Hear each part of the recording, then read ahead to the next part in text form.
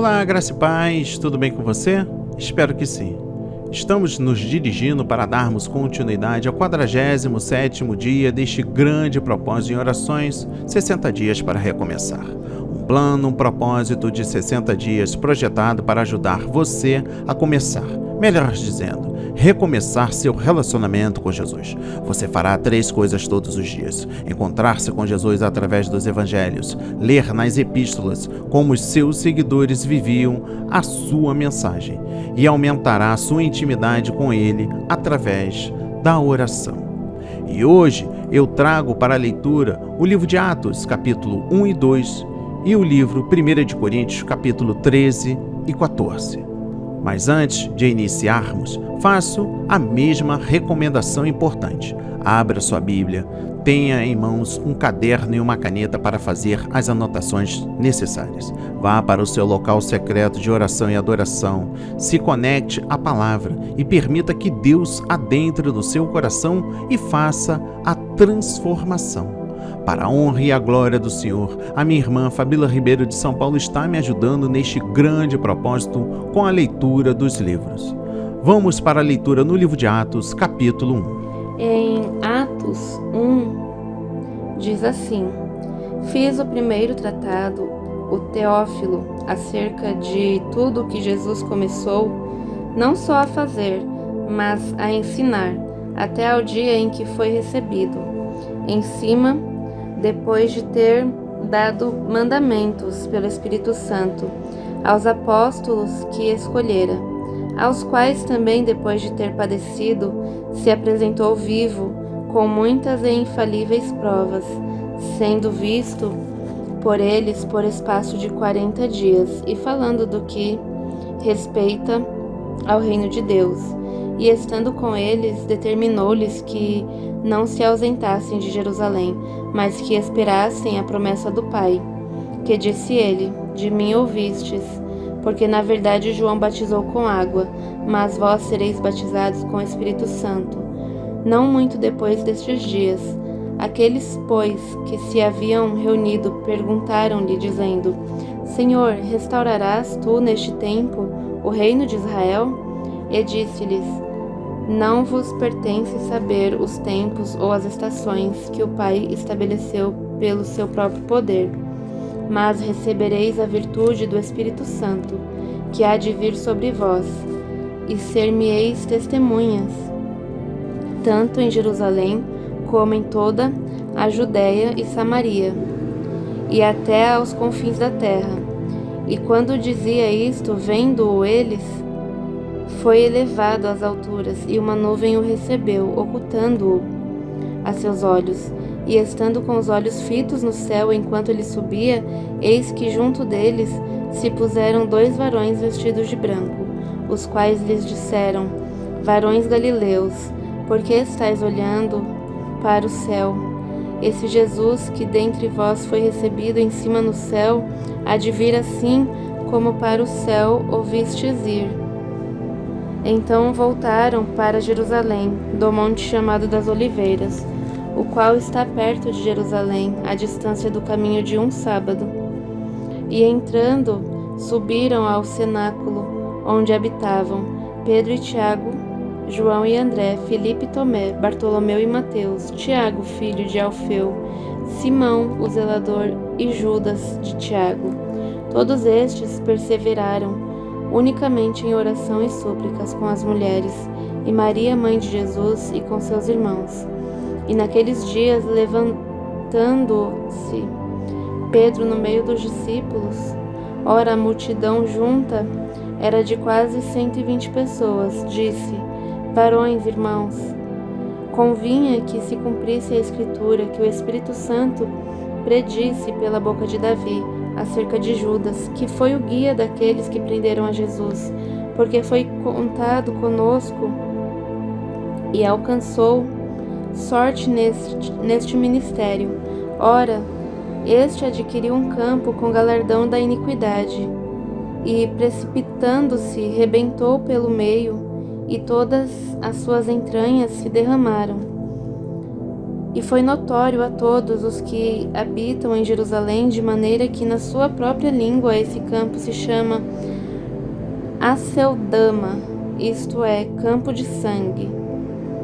Porque o livro dos Salmos está escrito: fique deserta a sua habitação, e não haja quem nela habita.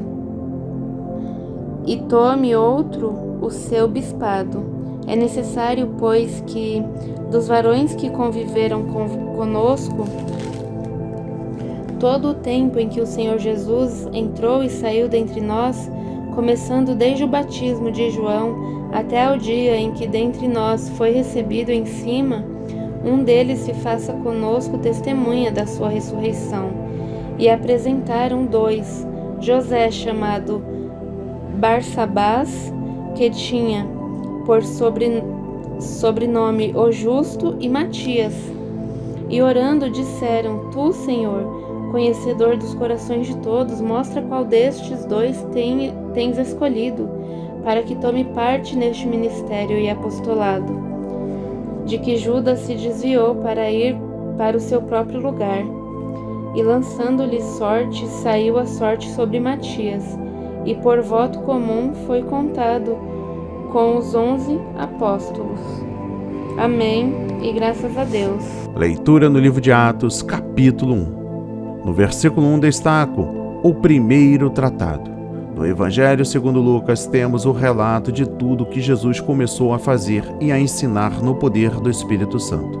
No livro de Atos, temos a continuação do relato de como seus seguidores, no mesmo poder do Espírito Santo, proclamaram o mesmo Evangelho, operaram o mesmo tipo de milagres e viviam o mesmo tipo de vida cristã.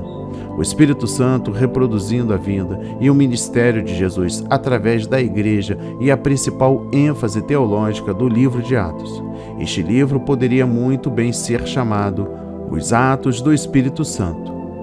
Observe os itens abaixo sobre os registros inspirados do Espírito Santo no livro de Atos. Primeiro, todo o texto bíblico de Atos, inclusive os da narrativa históricas, tem relevância didática, isto é, ensino, e teologia. 2 fatos confirmam esta verdade. Ponto número 1. A declaração bíblica de que toda a escritura divinamente inspirada é proveitosa para ensinar, para redagir, para corrigir, para instruir em justiça. Ponto número 2. A declaração paulina de que as narrativas do Antigo Testamento têm um propósito didático e instrutivo. Ela afirma que essas narrativas são exemplos de relevância prática e teológica para o crente. O que é válido às narrativas históricas do Antigo Testamento também o é a Atos. Segundo, os propósitos primários que Lucas tinha em mente ao escrever o livro de Atos eram, portanto, os seguintes. Ponto número 1. Apresentar um padrão definitivo de atividade do Espírito Santo, a ser seguido durante toda a era da Igreja. Ponto número 2. Fortalecer dados para a formação de uma doutrina do Espírito Santo e, ponto número 3, mostrar que essas doutrinas devem relacionar-se com a vida dos crentes em Cristo. Note especificamente 2 elementos neste livro que são normativos na teologia e na prática. Primeiro, o registro repetido e harmônico de Lucas das muitas ocasiões em que ocorreu o batismo no Espírito Santo, ou quando os crentes foram cheios do Espírito Santo. Segundo, as muitas atividades do Espírito Santo no livro de Atos, que forneceram à Igreja os padrões de justiça, de testemunho e do poder de Deus deseja para os seus novos últimos dias, isto é, na era da Igreja. No versículo 4 destaco promessas do Pai. O prometido dom do Pai é o batismo no Espírito Santo. O cumprimento desta promessa, no entanto, é descrito como ser cheio do Espírito Santo. Assim, batizado no Espírito e cheio no Espírito, às vezes são usados como equivalente nas Escrituras. A partícula grega que aparece nos pertinentes textos do Novo Testamento leva para a tradução com ou no Espírito Santo, em se tratando do batismo pentecostal. Este batismo com ou no Espírito Santo não deve ser identificado com o recebimento do Espírito Santo na ocasião da regeneração. São duas obras distintas no Espírito, muitas vezes separadas por um período de tempo. No versículo 5 destaco batizados com o Espírito Santo. A preposição com é a partícula grega em que pode ser traduzido como em ou com.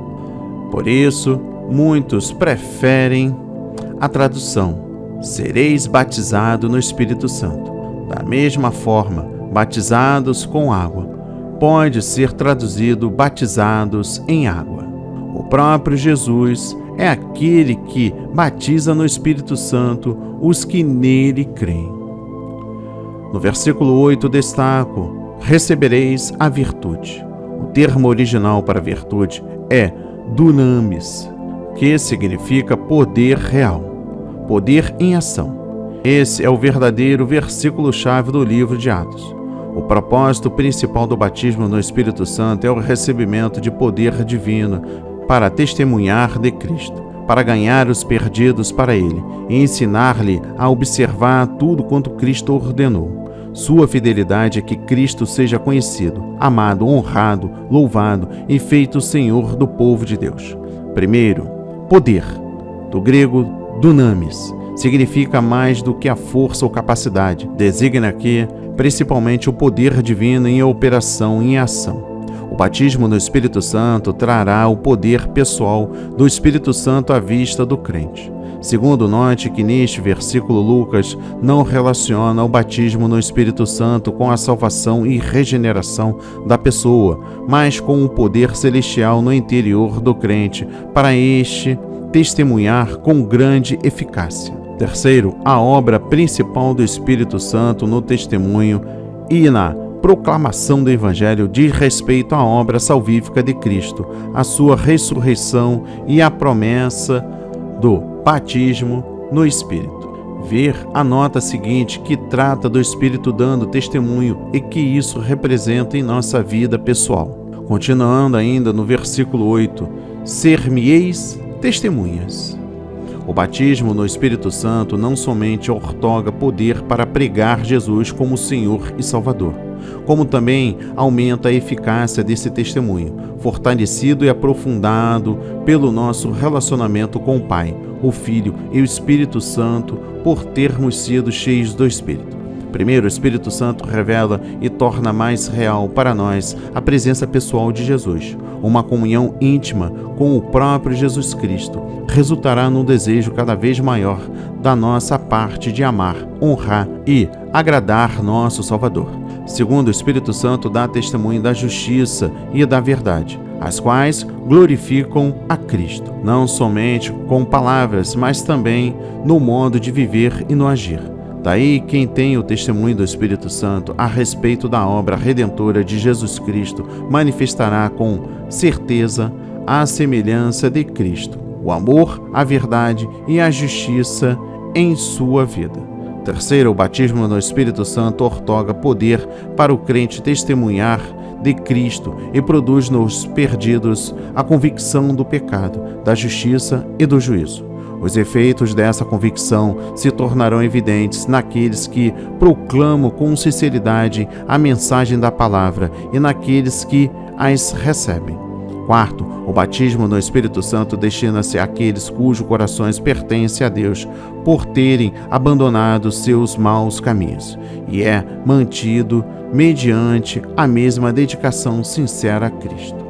Quinto, o batismo no Espírito Santo é um batismo no Espírito que é santo, conforme está escrito Espírito de santificação em Romanos 1, versículo 4. Assim, se o Espírito Santo realmente estiver operando em nós plenamente, viveremos em maior conformidade com a santidade de Cristo. À luz destas verdades bíblicas, portanto, quem for batizado no Espírito Santo terá um desejo intenso de agradar a Cristo em tudo o que puder. Noutras palavras, a plenitude do Espírito complementa, isto é, completa, a obra salvífica e santificadora do Espírito Santo em nossa vida.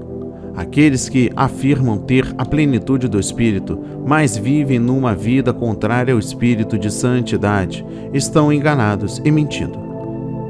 Aqueles que manifestam dons espirituais, milagres, sinais espetaculares ou oratória inspiradora, mas não têm uma vida de verdadeira fé, amor e retidão, não estão agindo segundo o Espírito Santo, mas segundo um espírito impuro que não é de Deus.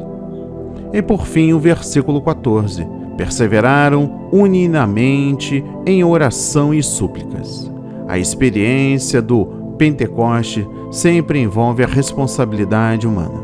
Aqueles que desejam o derramamento do Espírito em sua vida para terem poder para realizar a obra de Deus, devem colocar-se à disposição do Espírito Santo mediante sua submissão à vontade de Deus e à oração. Note os paralelos entre a vinda do Espírito sobre Jesus e os discípulos. Primeiro, o Espírito desceu sobre eles depois que oraram. Segundo, houve manifestações visíveis do Espírito. Terceiro, os ministérios, tanto de Jesus como os discípulos, começaram depois do Espírito Santo vir sobre eles. Vamos para a leitura no livro de Atos, capítulo 2. Em Atos 2 diz assim: E cumprindo-se dia de Pentecostes, estavam todos reunidos no mesmo lugar. E de repente vem do céu um som, como de um vento veemente e impetuoso, e encheu toda a casa em que estavam assentados. E foram vistas por eles línguas repartidas, como que de fogo, as quais pousaram sobre cada um deles. E todos foram cheios do Espírito Santo e começaram a falar noutras línguas, conforme o Espírito Santo lhes concedia que falassem. E em Jerusalém estavam habitando judeus, varões religiosos de todas as nações que estão debaixo do céu. E correndo aquela voz, ajuntou-se uma multidão, e estava confusa, porque cada um os ouvia falar na sua própria língua. E todos pasmavam e se maravilhavam, dizendo uns aos outros: Pois que? Não são galileus todos esses homens que estão falando? Como, pois, os ouvimos, cada um na nossa própria língua em que somos nascidos? Partos e medos, elamitas e os que habitam na Mesopotâmia, e Judéia e Capadócia, Ponto e Ásia, Efrígia e Panfilha, Egito e partes da Líbia, junto a Cirene, e forasteiros romanos, tanto judeus como prosélitos, cretenses e árabes, todos os temos ouvidos em nossas próprias línguas falar das grandezas de Deus. E todos se maravilhavam e estavam suspensos, dizendo uns para os outros: Que quer isto dizer? E outros, zombando, diziam: Estão cheios de mosto. Pedro, porém, pondo-se em pé com os 11, levantou a sua voz e disse-lhe: Varões judeus e todos os que habitais em Jerusalém, seja-vos isto notório e escutai as minhas palavras. Estes homens não estão embriagados, como vós pensais, sendo a 3ª hora do dia. Mas isto é o que foi dito pelo profeta Joel. E nos últimos dias acontecerá, diz Deus, que do meu Espírito derramarei sobre toda a carne, e os vossos filhos e as vossas filhas profetizarão, os vossos mancebos terão visões, e os vossos velhos sonharão sonhos.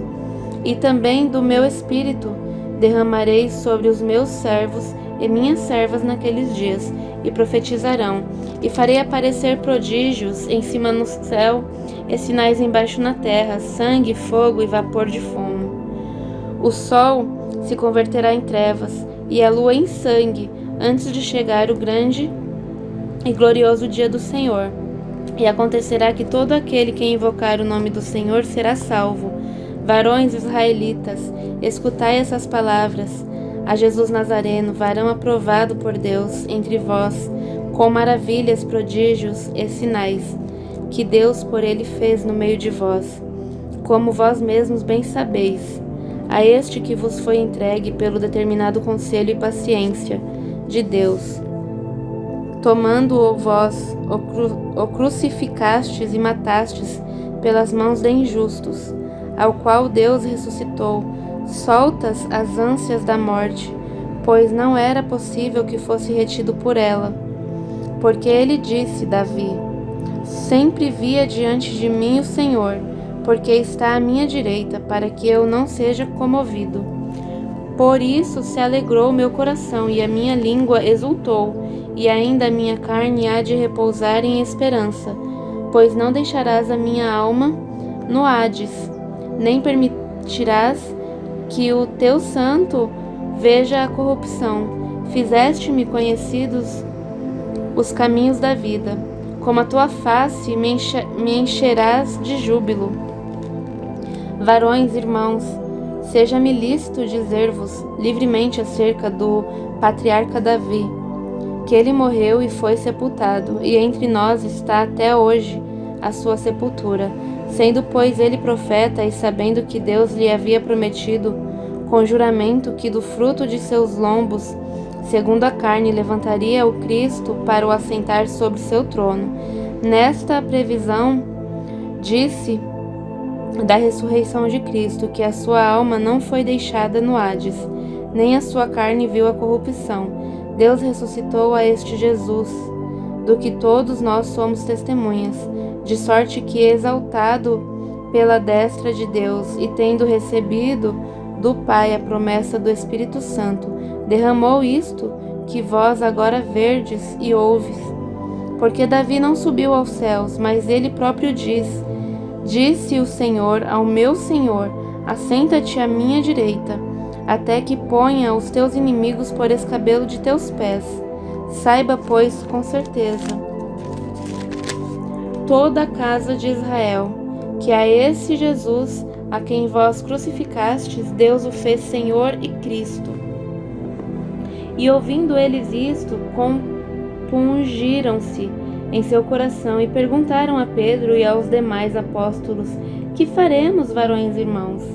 E disse-lhes Pedro: arrependei-vos, e cada um de vós seja batizado em nome de Jesus Cristo, para perdão dos pecados, e recebereis o dom do Espírito Santo, porque a promessa vos diz respeito a vós, a vossos filhos, e a todos os que estão longe, a tantos quantos Deus, nosso Senhor, chamar.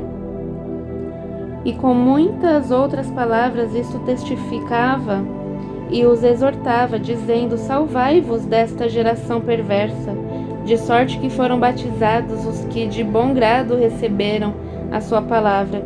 E naquele dia agregaram-se quase 3.000 almas, e perseveraram na doutrina dos apóstolos, e na comunhão, e no partir do pão, e nas orações. E em toda a alma havia temor, e muitas maravilhas e sinais se faziam pelos apóstolos. E todos os que criam estavam juntos, e tinham tudo em comum. E vendiam suas propriedades e fazendas, e repartiam com todos, segundo cada um havia de mister. E perseverando unânimes todos os dias no templo, e partindo o pão em casa, comiam juntos com alegria e singeleza de coração, louvando a Deus e caindo na graça de todo o povo. E todos os dias acrescentava o Senhor à igreja aqueles que se haviam de salvar. Amém. E graças a Deus. No capítulo 2 destaca o versículo 1, Pentecostes. Pentecostes era a segunda grande festa sagrada do ano judaico. A primeira grande festa era a Páscoa. 50 dias após esta, vinha a festa de Pentecostes, nome este derivado do grego Pentekostos, de igualdade a 50º. Era também chamada festa das colheitas, porque nela as primícias da saga e de grãos eram oferecidas a Deus. Da mesma forma, o dia de Pentecostes simboliza para a igreja o início da colheita de almas para Deus neste mundo. Dos versículos 2 e 3 destaca um vento impetuoso e línguas repartidas, como que de fogo. As manifestações externas de um som como um vento poderoso e de línguas de fogo. Demonstraram que Deus estava ali, presente e ativo, de modo poderoso. Aleluia! O fogo talvez simbolize a consagração e a separação dos crentes para Deus, visando a obra de glorificar a Deus e de testemunhar dele. Estas duas manifestações antecederam o batismo no Espírito Santo e não foram repetidas noutros relatos similares do livro de Atos. No versículo 4 destaca os cheios do Espírito Santo. Qual é o significado da plenitude do Espírito Santo recebida no dia de Pentecostes? Primeiro, significou o início do cumprimento da promessa de Deus. Em Joel, capítulo 2, versículos 28 e 29, de derramar seu Espírito sobre todo o seu povo nos tempos do fim. Segundo, posto que os últimos dias desta era já começaram, tudo agora se vê ante a decisão de se arrepender e de crerem em Cristo. Terceiro, os discípulos foram do ato, revestidos de poder, que os capacitou a testemunhar de Cristo, a produzir nos perdidos grande convicção no tocante ao pecado, à justiça e do julgamento divino, e a desviá-los do pecado para a salvação em Cristo. Quarto, o Espírito Santo já revelou sua natureza como aquele que anseia e pugna pela salvação de pessoas de todas as nações, e aqueles que receberam o batismo do Espírito Santo ficaram cheios do mesmo anseio pela salvação da raça humana. O Pentecoste é o início das missões mundiais.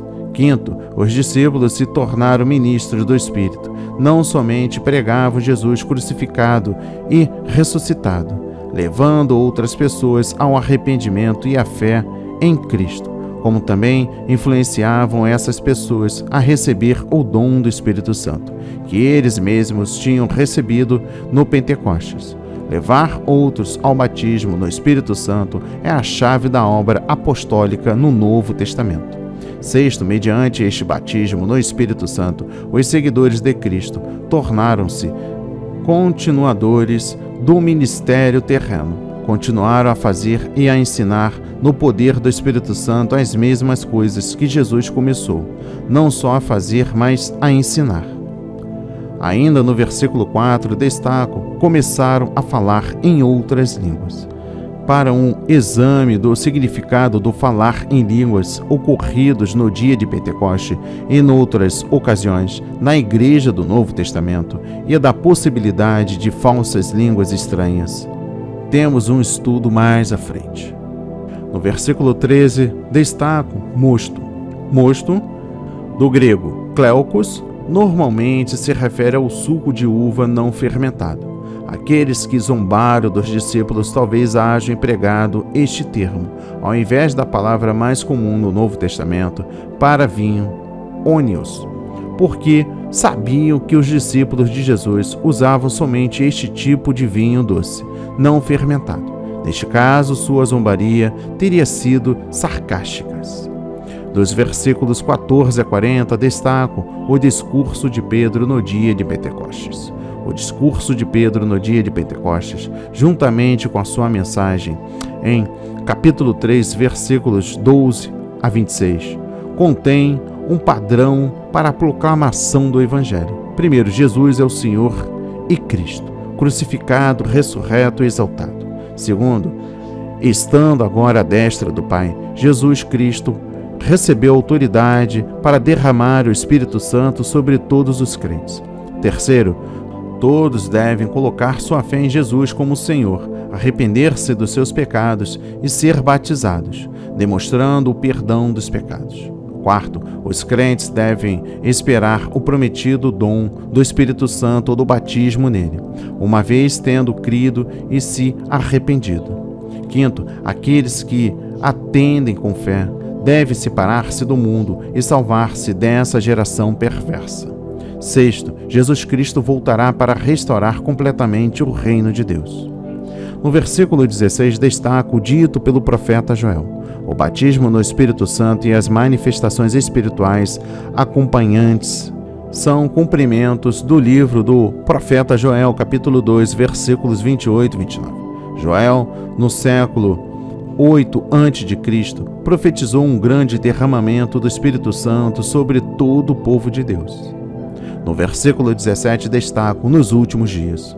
Primeiro, no Antigo Testamento, os últimos dias eram tidos como o tempo em que o Senhor agiria poderosamente julgando o mal e concedendo salvação. Segundo, no Novo Testamento revela que os últimos dias começaram com a primeira vinda de Cristo e o derramamento inicial do Espírito sobre o povo de Deus, e que terminariam com a segunda vinda do Senhor. Este período específico é caracterizado como a era do juízo contra o mal, da autoridade sobre os demônios, da salvação da raça humana e da presença aqui do reino de Deus. Ponto número 1. Estes últimos dias serão assinalados pelo poder do Espírito Santo. Ponto número 2. Os últimos dias abrange a investida do poder de Deus através de Cristo contra o domínio de Satanás e do pecado. Mesmo assim, a guerra apenas começou. Não chegou ao fim, pois o mal e a atividade satânica ainda estão fortemente presentes. Por isso, somente a segunda vinda de Jesus aniquilará a atividade do poder maligno e encerrará os últimos dias. Ponto número 3. Os últimos dias serão um período de testemunho profético, conclamando todos a se arrependerem, crerem em Cristo e experimentarem o derramamento do Espírito Santo. Devemos proclamar a obra salvífica de Cristo no poder do Espírito Santo, mesmo enquanto antevemos o dia final da ira. Isto é, o grande e glorioso dia do Senhor. Devemos viver todos os dias em vigilância, esperando o dia da redenção e a volta de Cristo para buscar o seu povo.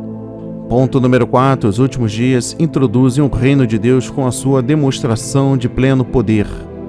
Devemos ter a plenitude desse poder nos conflitos contra as forças espirituais do mal e no sofrimento por causa da justiça.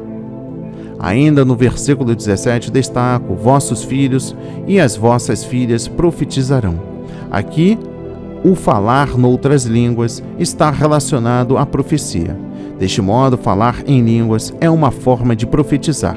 O significado básico aqui de profecia é o uso da nossa voz para o serviço e a glória de Deus sob o impulso direto do Espírito Santo. No livro de Atos, primeiro, os 120 todos foram cheios do Espírito Santo e começaram a falar em outras línguas, conforme o Espírito Santo lhe concedia que falassem.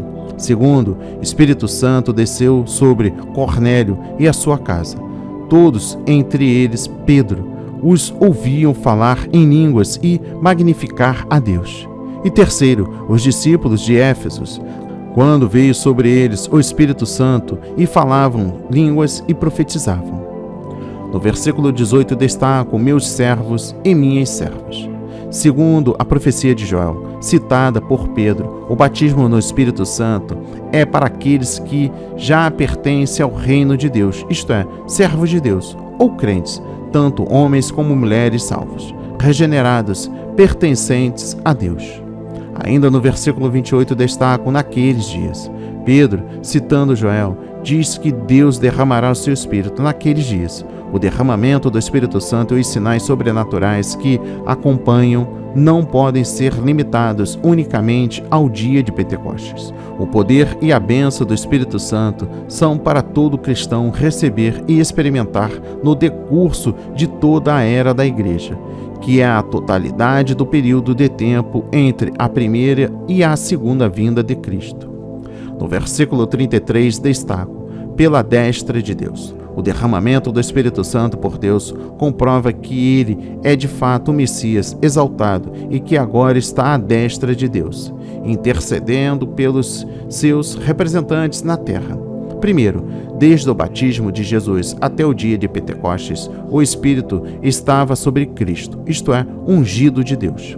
Estando Jesus à direita de Deus, vive para derramar o mesmo Espírito sobre aqueles que nele creem. Segundo, ao derramar o Espírito, a intenção de Jesus é que o Consolador transmita sua presença aos crentes e lhe conceda poder para continuarem a fazer tudo aquilo que ele mesmo fazia enquanto estava na terra. No versículo 38 destaco: arrependei-vos e cada um de vós seja batizado. O arrependimento, o perdão dos pecados e o batismo são condições prévias para o recebimento do dom do Espírito Santo. Mesmo assim, o batismo em águas, antes do recebimento da promessa do Pai, não deve ter tido como condição prévia absoluta da plenitude do Espírito Santo, assim como o batismo no Espírito não é uma consequência automática do batismo em águas. Primeiro, na situação em apreço, Pedro exigiu o batismo em águas antes do recebimento da promessa, porque, na mente dos seus ouvintes judaicos, o rito do batismo era pressuposto como parte de qualquer decisão de conversão. O batismo em água, contudo, não precedeu o batismo no Espírito nas ocasiões registradas no capítulo 9, dos versículos 17 a 18, o apóstolo Paulo. E no capítulo 10, dos versículos 44 a 48, os da casa de Cornélio. Segundo, cada crente, depois de se arrepender dos seus pecados e de aceitar Jesus Cristo pela fé, deve receber o batismo pessoal no Espírito. Vemos no livro de Atos o dom do Espírito Santo sendo conscientemente desejado, buscado e recebido. A única exceção possível à regra do Novo Testamento foi a do caso de Cornélios. Daí, o batismo no Espírito não deve ser considerado um dom automaticamente concedido ao crente em Cristo. No versículo 39 destaco: a vós, a vossos filhos e a todos. A promessa do batismo no Espírito Santo não foi apenas para aqueles presentes no dia de Pentecostes, mas também para todos os que crescem em Cristo durante toda a era. A vós, os ouvintes de Pedro, a vossos filhos, a geração seguinte, a todos os que estão longe, a terceira geração e as subsequentes. Primeiro, o batismo no Espírito Santo com o poder que o acompanha não foi uma ocorrência isolada, sem repetição na história da Igreja. Não cessou com Pentecostes, nem com o fim da era apostólica. Segundo, é o direito mediante o novo nascimento de todo cristão buscar, esperar e experimentar o mesmo batismo no Espírito que foi prometido e concedido aos cristãos do Novo Testamento. No versículo 40 destaco desta geração perversa. Ninguém pode ser salvo se não abandonar a perversidade e a corrupção da sociedade contemporânea. Todos os novos crentes devem ser ensinados a romper com todas as más companhias, renunciar ao mundo ímpio, unir-se com Cristo e o seu povo e dedicar-se à obra de Deus. Vamos para a leitura no livro 1 de Coríntios, capítulo 13. Em 1 Coríntios 13 diz assim: ainda que eu falasse as línguas dos homens e dos anjos e não tivesse caridade, seria como o metal que soa ou como o sino que tine. E ainda que tivesse o dom de profecia e conhecesse todos os mistérios e toda a ciência, e ainda que tivesse toda a fé de maneira tal que transportasse os montes e não tivesse caridade, nada seria. E ainda que distribuísse toda a minha fortuna para sustento dos pobres, e ainda que entregasse o meu corpo para ser queimado e não tivesse caridade, nada disso me aproveitaria. A caridade é sofredora, é benigna, a caridade não é invejosa, a caridade não trata com leviandade, não se ensoberbece, não se porta com indecência, não busca os seus interesses, não se irrita, não suspeita mal, não folga com a injustiça, mas folga com a verdade. Tudo sofre, tudo crê, tudo espera, tudo suporta. A caridade nunca falha. Mas havendo profecias, serão aniquiladas, havendo línguas, cessarão, havendo ciência, desaparecerá. Porque em parte conhecemos e em parte profetizamos. Mas quando vier o que é perfeito, então o que o é em partes, será aniquilado. Quando eu era menino, falava como menino, sentia como menino, discorria como menino, mas logo que cheguei a ser homem, acabei com as coisas de menino, porque agora vemos por espelho em enigma, mas então veremos face a face.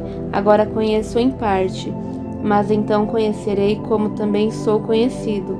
Agora, pois, permanecem a fé, a esperança e a caridade, estas três mas a maior destas é a caridade. Amém. No capítulo 13, destaca o versículo 1. E não tivesse caridade.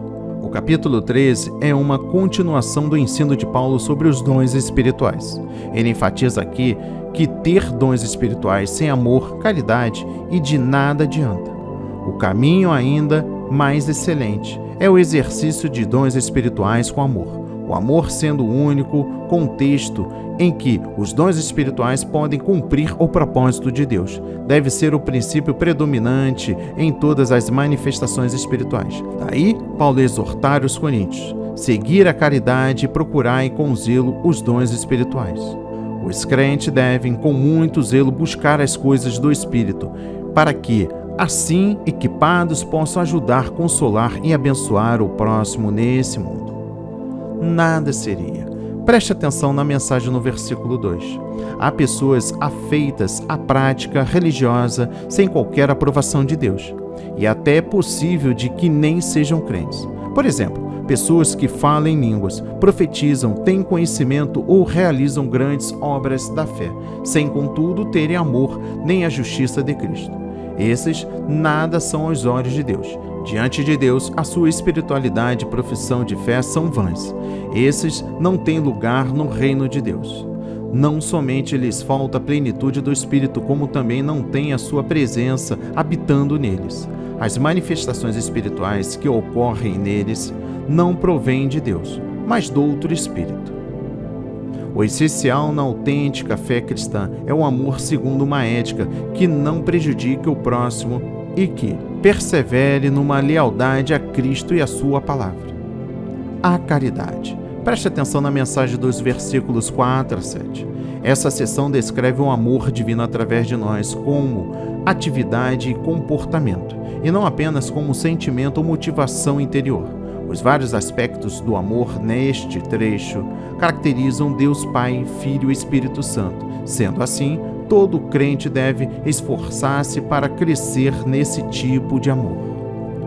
Línguas cessarão. Preste atenção na mensagem no versículo 8. Os dons espirituais, como profecia, línguas e ciência, terminarão no fim da presente era. A ocasião em que eles cessarão é descrita assim: quando vier o que é perfeito, no fim da presente era, quando então o conhecimento e o caráter do crente se tornarão perfeitos na eternidade, depois da segunda vinda de Cristo. Até chegar esse tempo, precisamos do Espírito e dos seus dons na congregação. Não há nenhuma evidência aqui, nem em qualquer outro trecho das Escrituras, de que a manifestação do Espírito Santo através dos seus dons cessaria o fim da era apostólica. E por fim, a maior é a caridade. Preste atenção na mensagem no versículo 13. Esse capítulo deixa claro que um caráter semelhante ao de Cristo, Deus o enaltece acima do ministério, da fé e da posse dos dons espirituais. Primeiro, Deus valoriza e destaca o caráter que age com amor, paciência, beniguidade, altruísmo, aversão ao mal e o amor à verdade, honestidade e perseverança na retidão, muito mais do que a fé que move montanhas ou realiza grandes feitos na igreja. Segundo, os maiores no reino de Deus serão aqueles que aqui se distinguem em piedade interior e no amor a Deus, e não aqueles que se notabilizam pelas realizações exteriores. O amor de Deus derramado dentro do coração do crente pelo Espírito Santo é sempre maior do que a fé, a esperança ou qualquer outra coisa. Vamos para a leitura no livro 1 de Coríntios, capítulo 14. Em 1 Coríntios 14 diz assim: segui a caridade e procurai com zelo os dons espirituais, mas principalmente o de profetizar, porque o que fala língua estranha não fala aos homens, senão a Deus, porque ninguém o entende, e em espírito fala de mistérios. Mas o que profetiza fala aos homens, para a edificação, exortação e consolação. O que fala língua estranha edifica-se a si mesmo, mas o que profetiza edifica a igreja. E eu quero que todos vós faleis línguas estranhas, mas muito mais que profetizeis, porque o que profetiza é maior do que o que fala, línguas estranhas, a não ser que também interprete para que a igreja receba edificação. E agora, irmãos, se eu for ter convosco falando línguas estranhas, que vos aproveitaria, se vos não falasse, ou por meio da revelação, ou da ciência, ou da profecia, ou da doutrina. Da mesma sorte, se as coisas inanimadas que fazem som, seja flauta, seja cítara, não formarem sons distintos, como se conhecerá o que se toca com a flauta ou com a cítara? Porque se a trombeta der sonido incerto, quem se preparará para a batalha? Assim também vós, se com a língua não pronunciardes palavras bem inteligíveis, como se entenderá o que se diz? Porque estareis como que falando ao ar. Há, por exemplo, tanta espécie de vozes no mundo, e nenhuma delas é sem significação. Mas, se eu ignorar o sentido da voz, serei bárbaro para aquele a quem falo, e o que fala será bárbaro para mim. Assim também vós, como desejais dons espirituais, procurai abundar neles, para a edificação da igreja, pelo que o que fala língua estranha, ore para que a possa interpretar, porque se eu orar em língua estranha, o meu espírito ora bem, mas o meu entendimento fica sem fruto. Que farei, pois? Orarei com o espírito, mas também orarei com o entendimento. Cantarei com o espírito, mas também cantarei com o entendimento. Doutra maneira, se tu bendisseres com o espírito, como dirá o que ocupa o lugar de indouto, o Amém, sobre a tua ação de graças, visto que não sabes o que dizes? Porque realmente tu dás bem as graças, mas o outro não é edificado. Dou graças ao meu Deus, porque falo mais línguas do que vós todos. Todavia eu antes quero falar na igreja 5 palavras na minha própria inteligência, para que possa também instruir os outros, do que 10.000 palavras em língua desconhecida. Irmãos, não sejais meninos no entendimento, mas sede meninos na malícia, e adultos no entendimento. Está escrito na lei: por gente de outras línguas e por outros lábios falarei a este povo, e ainda assim me não ouviram, diz o Senhor. De sorte que as línguas são um sinal, não para os fiéis, mas para os infiéis, e a profecia não é sinal para os infiéis, mas para os fiéis. Se, pois, toda a igreja se congregar num lugar e todos falarem línguas estranhas e entrarem indoutos ou infiéis, não dirão porventura que estáis loucos? Mas se todos profetizarem e algum indouto ou fiel entrar, de todos é convencido, de todos é julgado. Os segredos do seu coração ficarão manifestos, e assim, lançando-se sobre o seu rosto, adorará a Deus, publicando que Deus está verdadeiramente entre nós. Que fareis, pois, irmãos, quando vos ajuntais? Cada um de vós tem salmo, tem doutrina, tem revelação, tem língua, tem interpretação.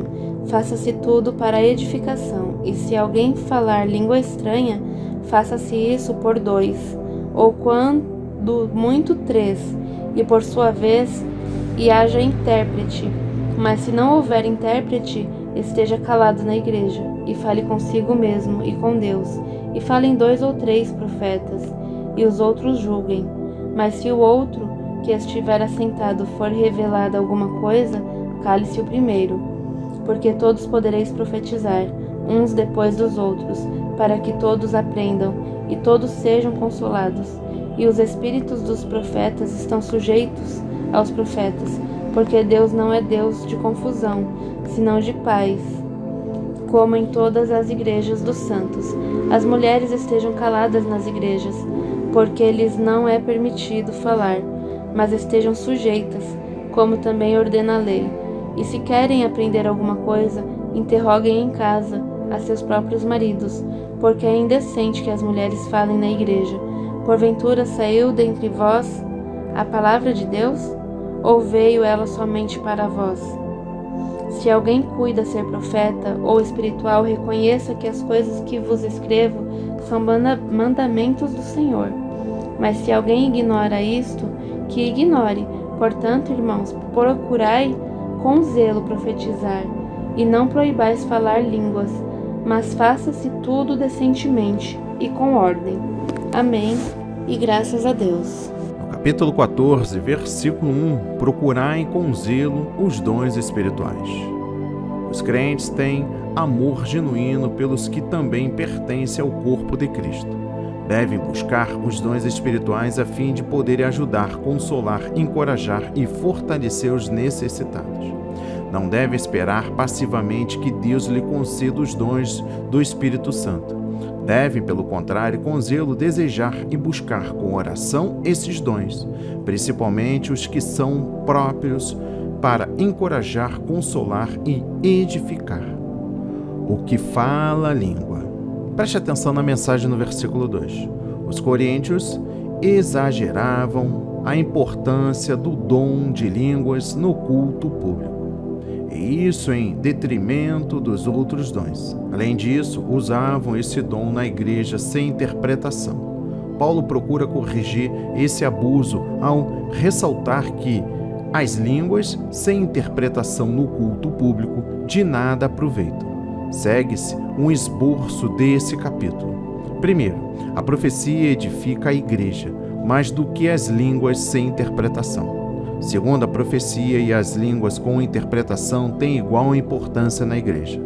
Terceiro, falar em línguas no culto público sem interpretação não beneficia os outros.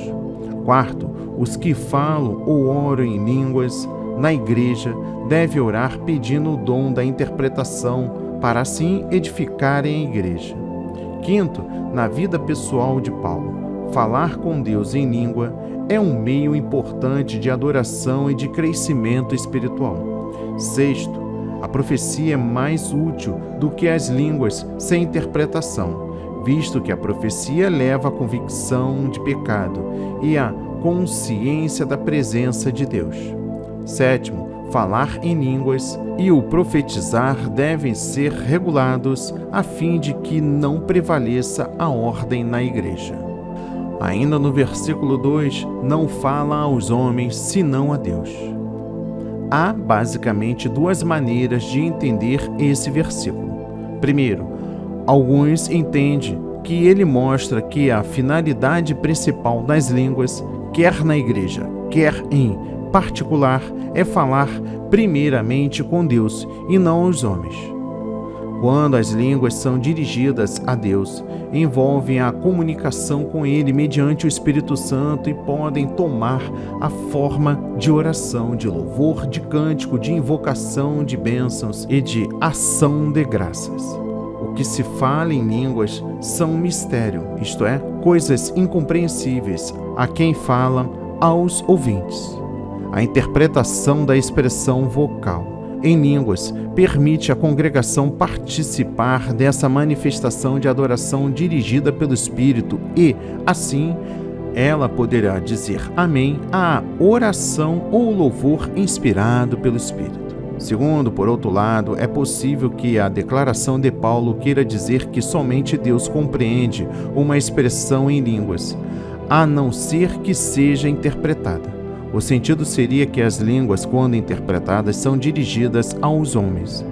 Esse ponto de vista é apoiado pela declaração de Paulo de que a razão pela qual as línguas não são dirigidas aos homens é porque ninguém o entende. Profetiza para edificação. Preste atenção na mensagem no versículo 3. O dom de profecia na igreja é originado pelo Espírito Santo, não primeiramente para predizer o futuro, mas para fortalecer a fé do crente, sua vida espiritual e sua resolução sincera de permanecer fiel a Cristo e aos seus ensinos. Profetizar não é, porém, pregar um sermão preparado, mas transmitir palavras espontâneas sob o impulso do Espírito Santo para a edificação do indivíduo ou da congregação. Edifica-se a si mesmo. Preste atenção na mensagem no versículo 4. Falar em línguas sem interpretação edifica isto é, faz crescer a fé e a vida espiritual. A quem fala, porque coloca a pessoa em comunhão direta com Deus por meio do Espírito, ultrapassando a capacidade da mente. Paulo declara que ele ora e tem comunhão com Deus desta maneira, ao mesmo tempo ora com o seu entendimento. Eu quero que todos vós faleis línguas. Preste atenção na mensagem no versículo 5. O desejo de Paulo refere-se aqui ao falar em línguas a Deus nos momentos de devoção particular. Fica claro que línguas assim têm valor para adoração e oração pessoais do cristão individualmente. Paulo acrescenta que as línguas autênticas, acompanhadas de interpretação na Assembleia, edificam a igreja da mesma maneira que a profecia. Falar em línguas no culto, sem a interpretação, não contribui em nada para a edificação da igreja. Falando línguas estranhas, que vos aproveitaria? Preste atenção na mensagem no versículo 6. Às vezes, as línguas faladas podem ser dirigidas à congregação. Paulo descreve a situação hipotética dele chegar a Corinto e falar em línguas no culto de adoração ali. Tal fala não lhes aproveitaria nada, a não ser que ele também lhe levasse alguma revelação ou conhecimento. O conteúdo deste versículo sugere que essas línguas, ao serem interpretadas, deveriam consistir de mensagem contendo revelação, conhecimento, profecia ou ensino à congregação. Esse modo de entender tem apoio nos versículos 8, onde Paulo apresenta a analogia da trombeta que transmite uma mensagem de preparo para a batalha.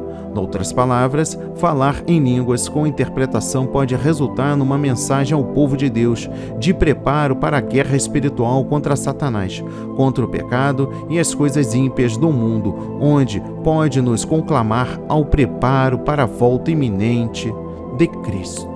Trombeta, se preparará para a batalha? Preste atenção na mensagem no versículo 8.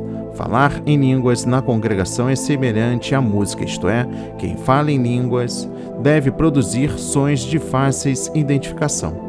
Como a trombeta que fala em línguas estranhas em público deve transmitir uma mensagem compreensível, deve orar a fim de que possa, pelo Espírito, interpretar o que fala para a edificação dos outros. Orarei com o Espírito, com entendimento.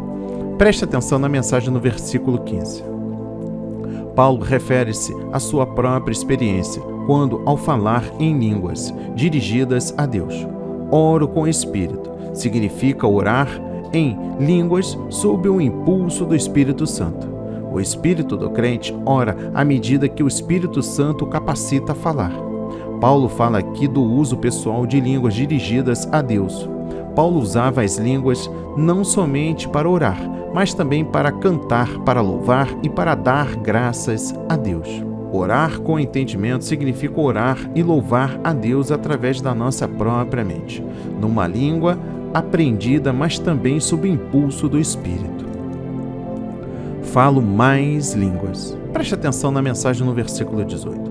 Paulo considerava o dom de línguas uma parte tão importante da sua vida espiritual que frequentemente se expressava em línguas, nas orações, nos cânticos, nos louvores e nas ações de graça.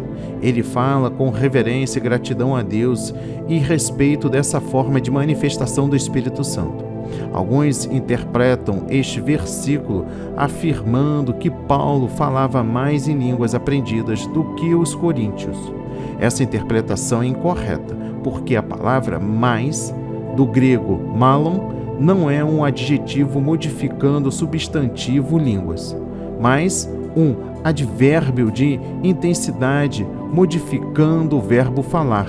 Sendo assim, Paulo não disse falo mais em línguas, mas sim falo em línguas mais, isto é, mais frequentemente, do que todos vós. Antes, na igreja. Preste atenção na mensagem no versículo 19. Na igreja, Paulo preferia pronunciar poucas palavras, contanto que os crentes entendessem, do que falar 10.000 palavras em línguas estranhas, sem interpretação. Os versículos 18 e 19 deixam subentendido que Paulo falava mais em línguas nas suas devoções particulares do que no culto público. As línguas são um sinal. Preste atenção na mensagem no versículo 22. As línguas dentro da congregação tornam-se um sinal negativo para os incrédulos, porque os convence que estão separados de Deus e, portanto, não podem compreender o que está acontecendo. A profecia é também um sinal para o crente, pois este reconhece que se trata de uma obra sobrenatural do Espírito Santo e uma prova de que Deus está operando na igreja. As línguas, como um sinal para um crente, indica que o Espírito Santo está sendo derramado e manifestado entre o povo de Deus. Indulto ou infiel, de todos é julgado. Preste atenção na mensagem no versículo 24. Um dos sinais mais certos de que o Espírito Santo está presente e operando em qualquer congregação é quando ele convence do pecado, da justiça e do juízo. Primeiro, através da manifestação do Espírito entre o povo de Deus, o pecado será desmascarado.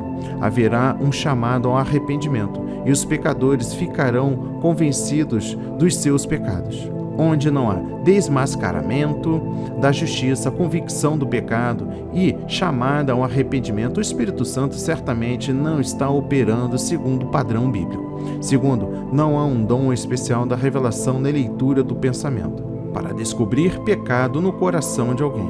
A palavra da profecia, com a sua verdade moral, ao ser proclamada sob o impulso do Espírito Santo, basta para convencer o coração do pecador. Tudo para edificação. Preste atenção na mensagem no versículo 26. O propósito principal de todos os dons espirituais é edificar a igreja e o indivíduo. Edificar, do grego oikodomeo, significa fortalecer e promover a vida espiritual, a maturidade e o caráter santo dos crentes. Essa edificação é uma obra do Espírito Santo através dos dons espirituais, pelos quais os crentes são espiritualmente transformados, mais e mais para que não se conformem com este mundo, mas edificados na santificação, no amor a Deus, no bem-estar do próximo, na pureza de coração, numa boa consciência e numa fé sincera. 2 ou 3 e haja intérprete. Preste atenção na mensagem no versículo 27. No uso de dons espirituais deve haver ordem e equilíbrio. As diretrizes bíblicas para falar em línguas em voz alta na igreja são: primeiro, numa só reunião não deve haver mais do que 2 ou 3 que falem, orem ou louvem em línguas, isto é, somente com interpretação. Segundo, falar em línguas deve ser feito por uma pessoa de cada vez. Terceiro, toda enunciação em línguas deve ser julgada pela igreja quanto à sua autenticidade. Quarto, não havendo ninguém presente com o dom de interpretar, o crente pode, em silêncio, falar em línguas, em oração pessoal dirigida a Deus. E os outros julguem. Preste atenção na mensagem no versículo 29. Toda profecia deve ser avaliada quanto ao seu conteúdo. Isto demonstra que a profecia nos tempos do Novo Testamento não era infalível, sendo possível de correção. Primeiro, às vezes, a profecia e ao falar em língua não procediam de Deus. Até mesmo os espíritos malignos conseguem agir na congregação através de falsos mestres ou falsos profetas aí presentes. O profetizar, o falar em línguas estranhas ou possessão de algum dom sobrenatural não é garantia de que alguém é genuíno, profeta ou crente, pois os dons espirituais podem ser falsificados por Satanás. Segundo, se a igreja não julga com decência e ordem as profecias, ela deixou de seguir as diretrizes bíblicas. Note também que a profecia não era algo como um impulso incontrolável do Espírito, pois apenas um profeta podia falar de cada vez. Terceiro, qual deve ser a atitude da igreja para com as mensagens proféticas? Ponto número 1. Todas as profecias devem ser testadas segundo o padrão da doutrina bíblica. Isso significa que os crentes devem ficar atentos ao seu cumprimento e atentos também ao caso dela não se cumprir. Ponto número 2, se a palavra profética é uma exortação, a congregação precisa perguntar o que devemos fazer para obedecermos à vontade do Espírito. Profetizar uns depois dos outros. Preste atenção na mensagem no versículo 31. A distinção entre a profecia como dom espiritual e a profecia como parte da Sagrada Escritura deve ser conhecida com clareza, embora se trate, nos dois casos, de uma mensagem recebida de Deus. Primeiro, os escritores da Bíblia recebiam a mensagem mediante a inspiração direta e única da parte do Espírito Santo e a comunicavam sem erro. O resultado foi uma mensagem infalível. Segundo, a profecia do tipo descrito nos capítulos 12 e 14, porém, não tem inerente em si a mesma autoridade ou infalibilidade que a inspirada palavra de Deus, embora provenha do impulso do Espírito Santo. Esse tipo de profecia nunca poderá ser considerado inerente. Sua mensagem sempre estará sujeita à mistura e erros humanos. Por isso, a profecia da igreja nunca poderá ser equiparada com as Sagradas Escrituras. Além disso, a profecia em nossos dias não poderá ser aceita pela igreja local até que seus membros julguem o seu conteúdo para averiguar a sua autenticidade. A base fundamental desse julgamento é a palavra de Deus escrita, isto é, a profecia está de conformidade com a doutrina apostólica? Toda experiência e mensagem na igreja deve passar pelo crivo da palavra de Deus escrita. As mulheres estejam caladas. Preste atenção na mensagem no versículo 34. Os versículos 34 pode ser interpretado pelo versículo 35, isto é, a proibição das mulheres interpretarem o culto com perguntas que podiam ser feitas em casa. Em 1 Coríntios 11, versículo 5, Paulo deixa claro que em Corinto as mulheres oravam e profetizavam no culto público. E por fim, versículo 39, profetizar e não proibais línguas.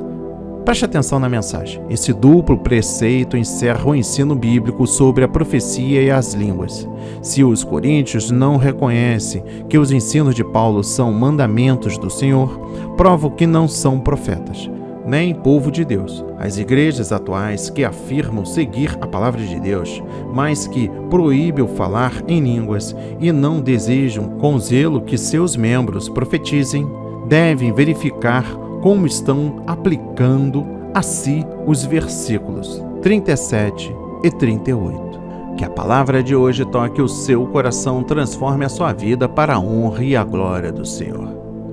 Medite em tudo que foi dito nas suas anotações antes de você se entregar ao Senhor. É importante esta conectividade para que haja restauração na sua vida.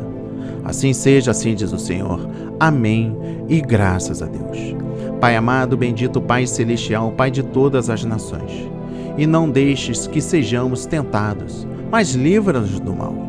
Senhor, aparta de mim todo relacionamento que possa me atrapalhar de ficar mais perto de Ti. Caminharei em verdade e sinceridade. Neste exato momento, Senhor, coloco a armadura de Deus. Sim, eu coloco o cinto da verdade, a couraça da justiça, pés calçados com o evangelho da paz, a espada do Espírito, o capacete da salvação. E oro no Espírito em todas as ocasiões, com todo tipo de orações e pedidos. Meu Pai amado e bendito, Senhor, peço-te a proteção mencionada no livro de Salmos, capítulo 91. Sei que o Senhor me salva das armadilhas e das pragas. Encontrarei refúgio debaixo de suas asas. Não importa o mal que aconteça ao meu redor, eu não serei atingido, porque aos seus anjos dará a ordem a meu respeito, para me guardar em todos os meus caminhos. Porque tu me amas e por eu confessar o teu nome, tu me resgatarás. Eu te chamo e tu respondes, me livra e me honra, me darás vida longa e me mostrará a tua salvação. Em nome de Jesus, louvamos e agradecemos para todos sempre. Amém. E graças a Deus, graças a Deus, graças a Deus.